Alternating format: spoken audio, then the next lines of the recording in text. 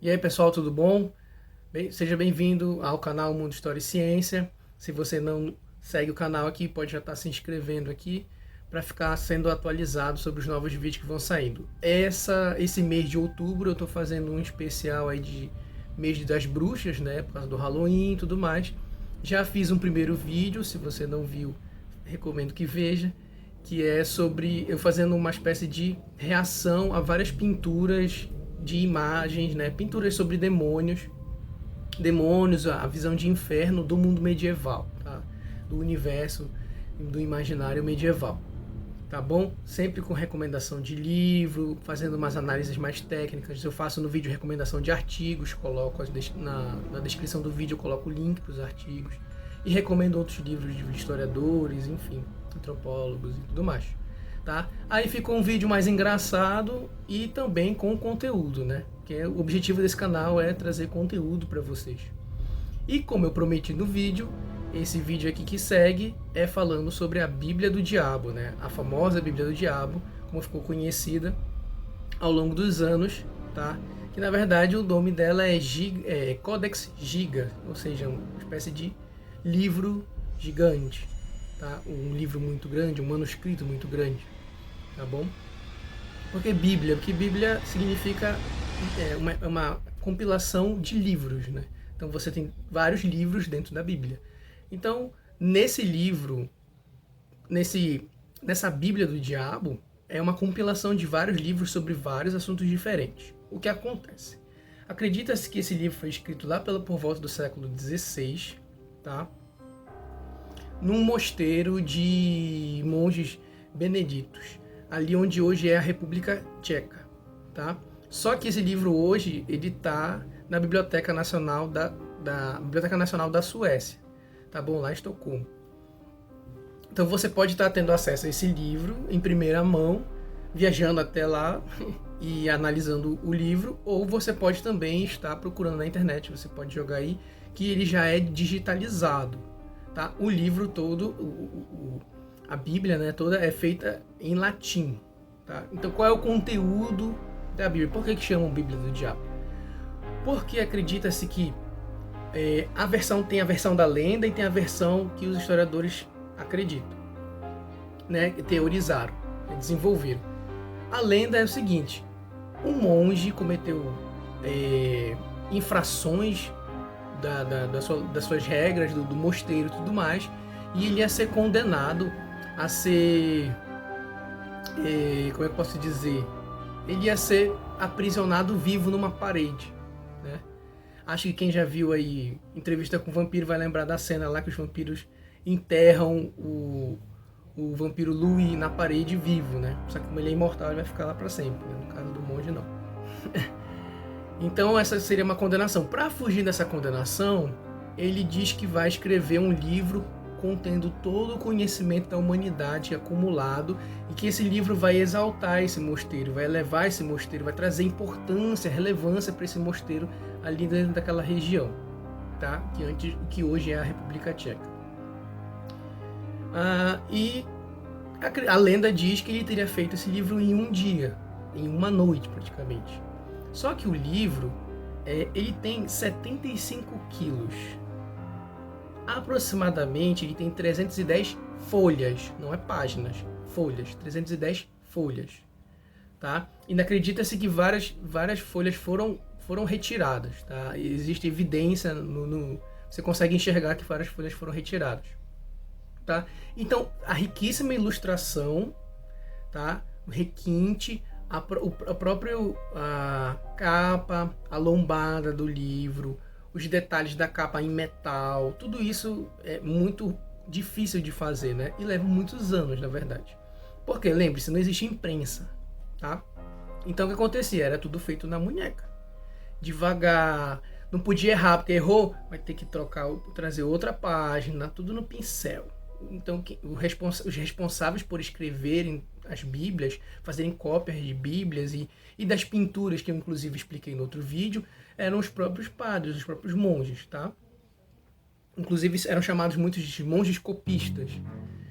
Bom, e aí o que acontece? O conteúdo, aí na lenda diz que, claro, ele não estava conseguindo terminar o livro o amanhecer estava chegando, ele não estava conseguindo terminar o livro, então ele pede auxílio de Satanás, que aí ele vende a alma dele para Satanás para ele terminar o livro, para ele poder fugir da pena.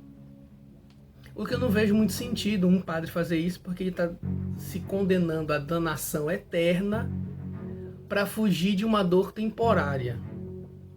Porque se ele fosse enterrado vivo, ele ia morrer em pouco tempo. E, enfim, não faz muito sentido.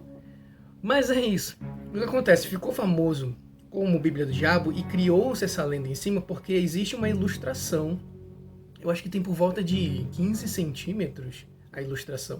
É uma pintura feita à mão de um demônio, numa capa. É lá pela página 577, parece.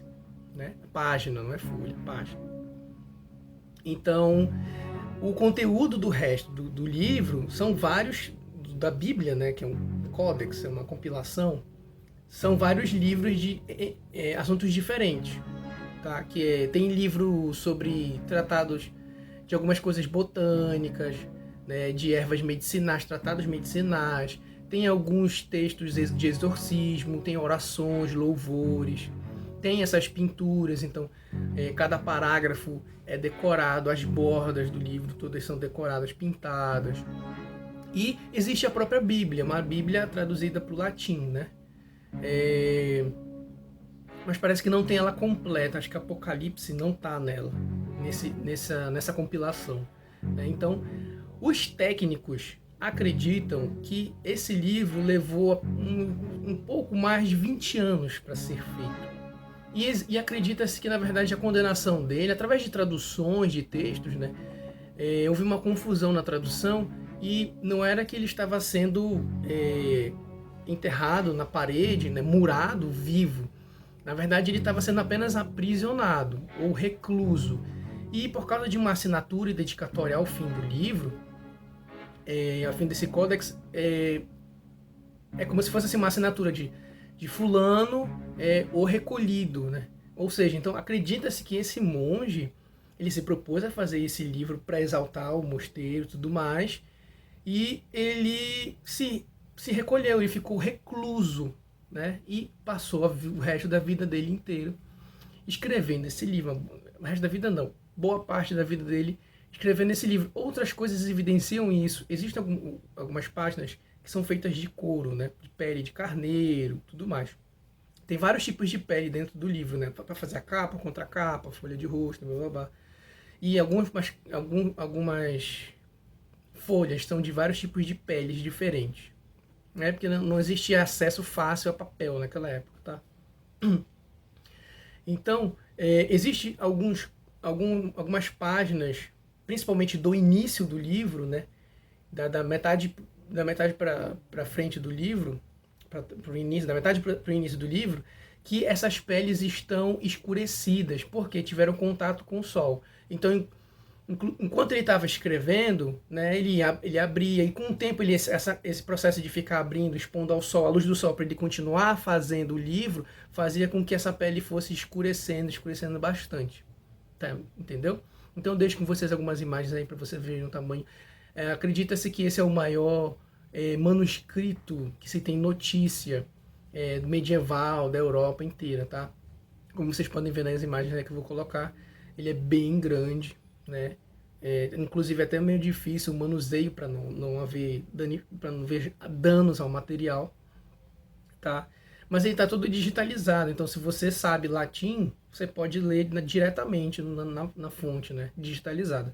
Mas eu creio que existem várias publicações com traduções para o português, né? Porque para traduzir do latim para o português não é tão difícil, né? Para o resto das línguas latinas é bem mais fácil, vamos dizer assim.